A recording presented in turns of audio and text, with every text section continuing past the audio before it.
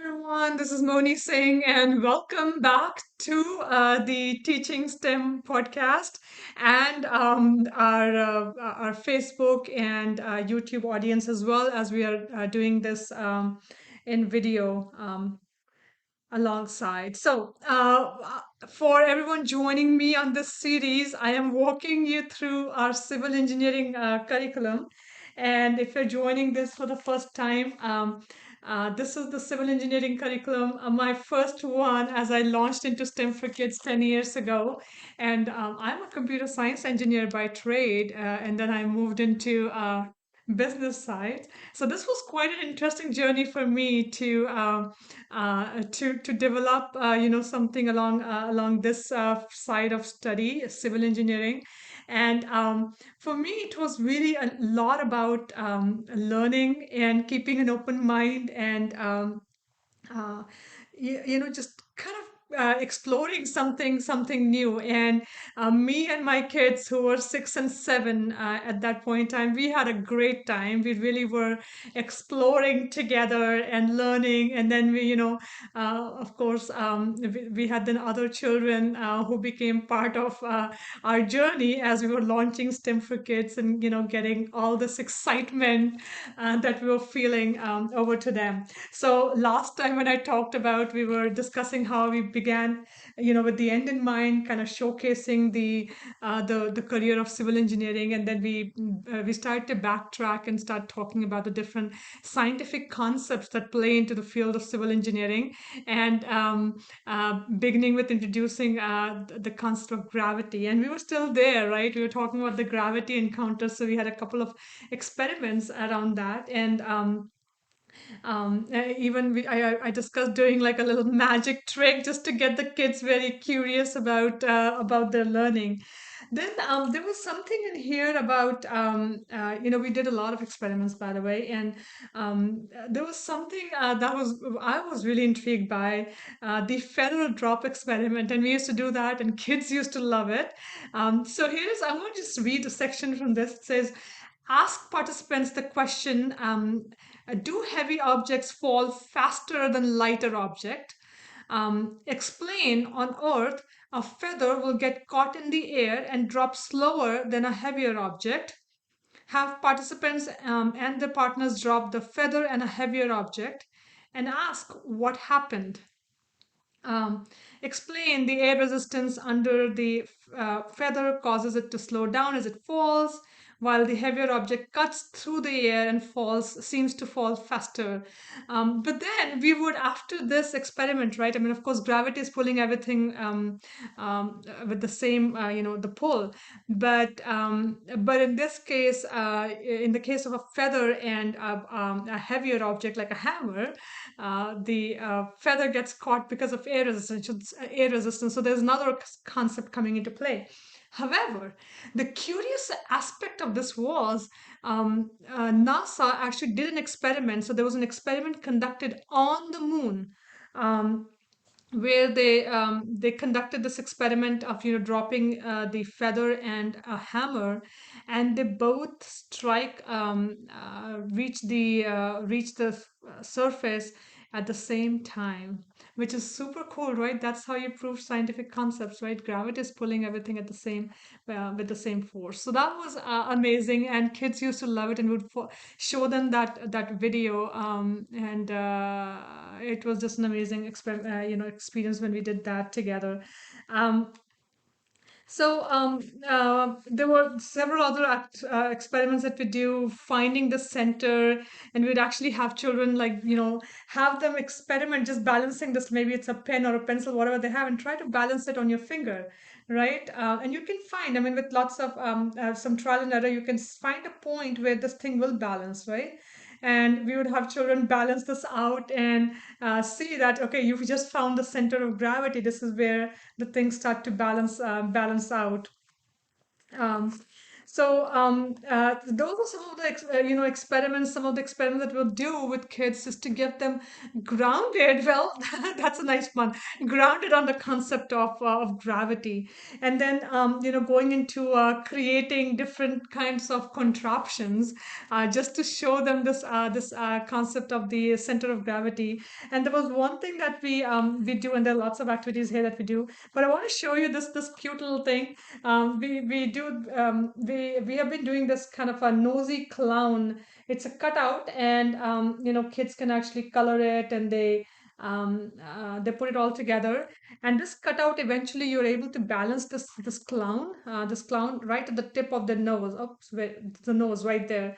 So you could balance it even on like a little pin, the tip of a pin. You can balance this thing right there, and it was so amazing. It has been so amazing for children just to see it and play with it, and then they would go and try to balance this contraption out, sometimes on the nose. So they'll say, okay, we're going to put the nose of the clown on top of the on top of my nose. Or we had kids who would balance them right on the tip of the ear. So it was really amazing. And here we have some more poetry here, it looks like. So there once was a clown who never fell down. He stood topsy-turvy in so much hurry. No, in no such hurry. He stayed with his nose to the ground. So, again, I think there's some activities that you can incorporate even as you start out your STEM journey. Works really well with the younger audiences, right? So if you have like pre-K kindergartners, even first, second, third graders, they'll like that. And especially after they make it and they color it, they make it their own, and then trying to balance it out in in different places. Was super amazing. Um, the other thing, what we do after kind of introducing some of these concepts in this curriculum is going into the constructing strong and stable structures, right? That's how, and kind of helping kids understand the concept of stability and strength of a structure.